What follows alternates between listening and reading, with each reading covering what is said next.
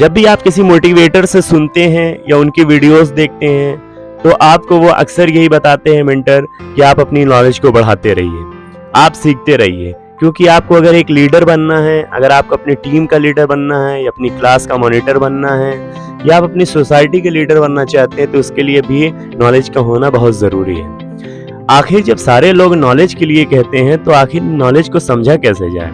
देखिए, नॉलेज 3 तरीके की होती है। मतलब अगर नॉलेज को डिवाइड किया जाए तो उसके 3 पार्ट बनते हैं। पहला पार्ट जो है वो है द नोन, और दूसरा पार्ट है द नोन अननोन, और तीसरा पार्ट है द अननोन अननोन। पहले पार्ट में आते हैं द नोन। ये वो चीज है जो आप जानते हो, जो आपको पता है कि आप जानते हो। जैसे अगर मैं आपसे पूछूं कि हिंदुस्तान की राजधानी क्या है तो आप खुशी खुशी बता दोगे कि हिंदुस्तान की राजधानी दिल्ली है। तो इसलिए द नोन के अंदर ये आया कि ये वो चीज है जो आप जानते हो, जो आपको पता है कि आप जानते हो। ये रहा पहला पार्ट। दूसरा पार्ट है द नोन अननोन। ये वो चीज है जो आप जानते हो कि आप नहीं जानते। जैसे अगर मैं आपसे पूछूं कि महात्मा गांधी लंदन पढ़ने गए थे, वो किस ईयर में गए थे पढ़ने के लिए, तो शायद आपको पता नहीं होगा कि वो किस ईयर में गए। तो इससे इसका जवाब क्या निकला कि ये वो चीज है जो आप जानते हो कि आप नहीं जानते। मतलब आप ये जानते हो कि महात्मा गांधी जी लंदन पढ़ने गए, इतना तो पता है, लेकिन पूरी बात नहीं पता कि वो किस ईयर में गए।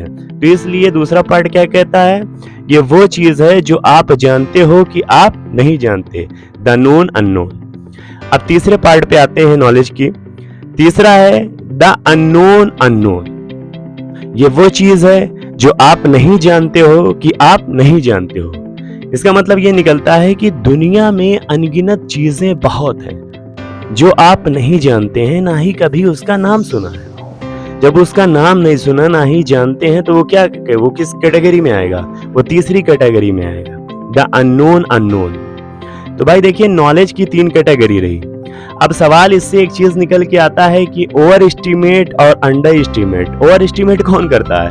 ओवर एस्टिमेट हमेशा बेवकूफ लोग करते हैं, क्योंकि वो किस कैटेगरी में आते हैं? The known unknown.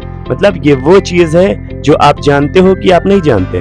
मतलब उनको आधी अधूरी जानकारी होती है, इसलिए वो क्या करते हैं? ओवर एस्टिमेट करते हैं, ज्यादा दिखाने की कोशिश करते हैं। और जो इंसान ज्यादा ओवर एस्टिमेट करे तो इसका मतलब क्या है कि वो एक पल्ले दर्जे का क्या है, वो बेवकूफ है। इसलिए हमें हमेशा अंडर एस्टिमेट करना चाहिए, क्योंकि अंडर एस्टिमेट कौन करता है? एक समझदार इंसान करता है, जो सोसाइटी को समझता है, जो अच्छी नॉलेज रखता है और जो फोकस करने पे फोकस करता है। मतलब पढ़ने पे, नॉलेज को गेन करने पे फोकस करता है, वो हमेशा अंडर एस्टिमेट करता है। और जो लोग द नोन अननोन कैटेगरी में आते हैं, वो क्या करते हैं? उनके पास जितनी नॉलेज होता है, बस उसी नॉलेज से लोगों को अपनी तरफ अट्रैक्ट करने की कोशिश करते हैं। इसलिए वो हमेशा क्या करते हैं?